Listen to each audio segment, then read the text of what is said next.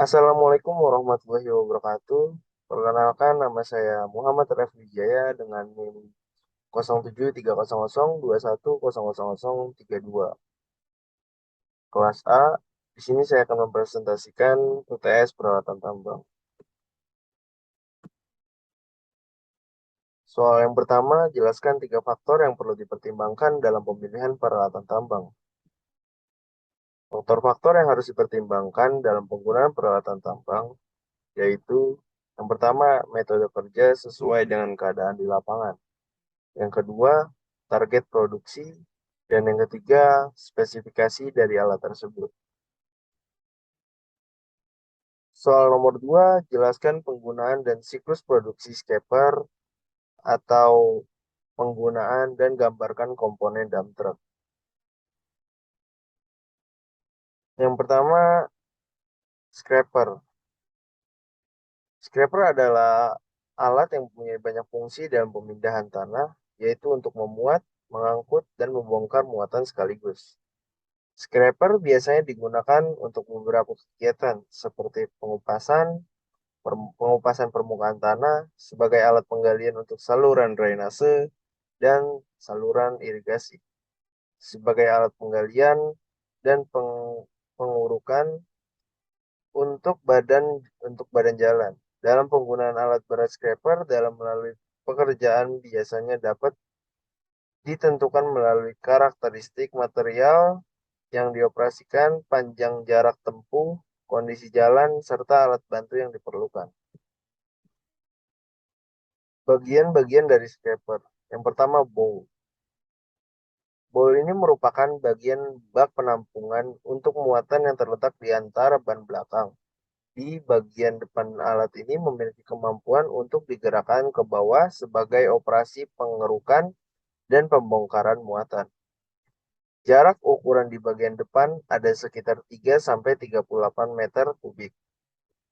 Yang kedua, ada apron. Apron adalah dinding bowl di bagian depan yang bisa diangkat atau dibuka pada saat sedang digunakan untuk mengeruk dan membongkar muatan. Sedangkan saat digunakan untuk memuat material, bagian apron ini akan ditutup sehingga muatan tidak tumpah. Dan yang ketiga, di sini ada ejector atau tailgate. Ejector atau tailgate merupakan dinding di bagian belakang bowl yang digunakan pada saat membongkar. Pada saat digunakan, bagian ejector ini akan mendorong semua material atau muatan yang ada di dalam bowl, sehingga mudah untuk dikeluarkan. Di sini ada cara kerja sama produksi dari scraper. Yang pertama, operasi kerja. Operasi kerja, bagian-bagian dari operasi kerja itu ada satu, ada pengisian muatan, dua, ada perjalanan pengangkutan, yang ketiga ada buang dan penghampuran, yang keempat ada berputar, yang kelima perjalanan kembali, dan yang keenam berputar kembali lagi ke posisi mengisi muatan. Dan di sini ada waktu pengisian muatan yaitu konsisten. Waktu pengisian muatan pada scraper besar sama scraper dengan mesin scraper kecil. Waktunya sama gitu. Waktu pengisian muatan pada scraper besar sama scraper kecil waktunya sama. Dan di sini juga ada dump truck. Dump truck adalah kendaraan atau alat pengangkut yang digunakan untuk memindahkan material dari satu lokasi ke lokasi lainnya. Muatan muatannya diisi oleh alat pemuat, sedangkan untuk membongkar alat ini bekerja sendiri. Di sini juga ada komponen dari dump truck, bagian-bagian komponen dari dump truck itu sendiri. Yang pertama ada kabin operator. Kabin opera kabin operator suatu komponen yang berfungsi untuk ruang kendali pengoperasian per operator guna mengendalikan dump truck. Yang kedua ada lampu kerja. Suatu komponen yang berfungsi untuk menerangi jalan di pertambangan pada saat malam hari. Yang ketiga ada grill radiator.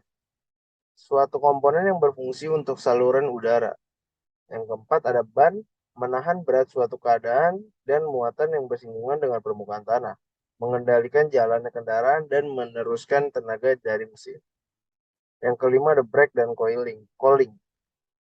Mengalir sebagian oil brake, cooling agar kembali ke tank untuk mengurangi kehilangan tenaga saat sedang travel. Yang keenam, final drive. Susunan roda gigi yang biasanya berupa satu set roda gigi lurus dan atau satu set roda gigi planet atau planetary gear sebagai roda gigi penggerak akhir yang berfungsi untuk mereduksi putaran dan meningkatkan torsi unit. Yang ketujuh ada fuel injector. Yang kedelapan yang terakhir ada vessel dan atau dumpy body. Dump body. Salah satu komponen kendaraan angkut khusus seperti pada truk berbentuk bejana terbuka dan berfungsi sebagai wadah pengangkut material pasir, batu bara ataupun hasil tambang lainnya. Di sini komponen utama dari dump truck itu sendiri ada kanopi steel guard di atas ini, terus kabin operator, ada lampu kerja, grill radiator yang di bagian depan, tire atau ban, oil steering dan hoist, brake coiling, brake cooling, terus final drive, rock injector, sama vessel atau dam body sendiri. Oke, sekarang soal nomor 3. Soal nomor 3 menjelaskan mekanisme penggalian dan perbedaan antara hidroliku atau beku dan hydraulic shovel. Menurut Anda bagaimana kelebihan dan kekurangan dari kedua jenis alat hidrolik excavator tersebut?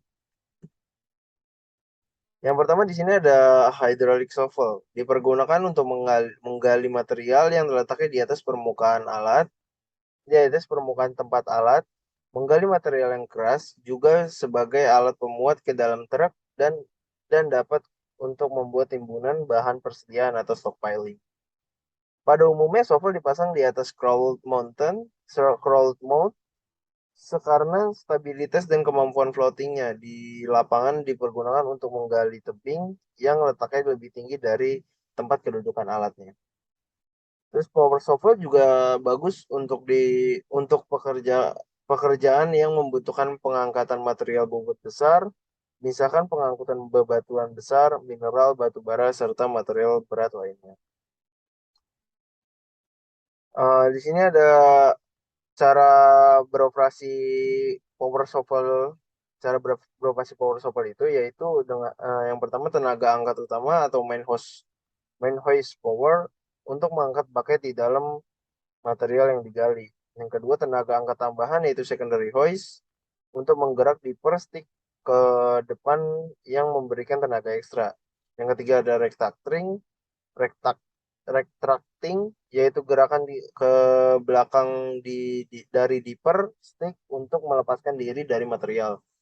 Yang keempat, boom dinaikkan dengan sudut swing untuk membuang dan balik. Yang kelima, gerakan maju atau mundur. Nah, di sini ada hydraulic backhoe. Hydraulic backhoe itu dikhususkan untuk penggalian yang letaknya di bawah kedudukannya sendiri karena jangkauan konstruksinya backhoe lebih menguntungkan untuk menggali jarak dekat dan memuat hasil galian ke truk. Backhoe juga dapat menggali dengan kedalaman yang lebih teliti. Cara kerja backhoe, yang pertama bucket dijulurkan ke depan tempat galian. Yang kedua, jika sudah berada di posisi yang diinginkan, bucket diayunkan ke bawah seperti cangkulan dengan bucket diputar ke arah alatnya. Yang ketiga, setelah terisi penuh, bucket diangkat dari tempat penggalian dan dilakukan gerakan swing. Yang kelima, material hasil galian. Ya, yang keempat, material hasil galian dibuang ke dalam bak truk atau tempat lainnya. Oke, tadi di sini di nomor 3 jelaskan mekanisme penggalian dan perbedaan antara hydraulic atau beku dan hydraulic shovel. Menurut Anda bagaimana kelebihan dan kekurangan dua jenis alat hidrolik eksaktor tersebut? Perbedaan yang paling spesifik antara backhoe sama shovel yaitu gerakan gerakan kerja uh, dari bucketnya, dari bucketnya sendiri. Yaitu kalau shovel itu Bucketnya geraknya dari bawah, dari dia dari bawah gitu, mencangkoknya ke atas. Sedangkan untuk backhoe sendiri dia itu pengerokan dari atas ke bawah, dari atas ke bawah, sedangkan shovel dari bawah ke atas. Itu yang paling spesifik perbedaan antara backhoe dan shovel, seperti itu. Sekian UTS Peralatan Tambang atau presentasi dari saya. Kurang lebihnya mohon maaf bila ada salah kata, mohon dimaafkan. Wabillahi taufiq walhidayah. Wassalamualaikum warahmatullahi wabarakatuh.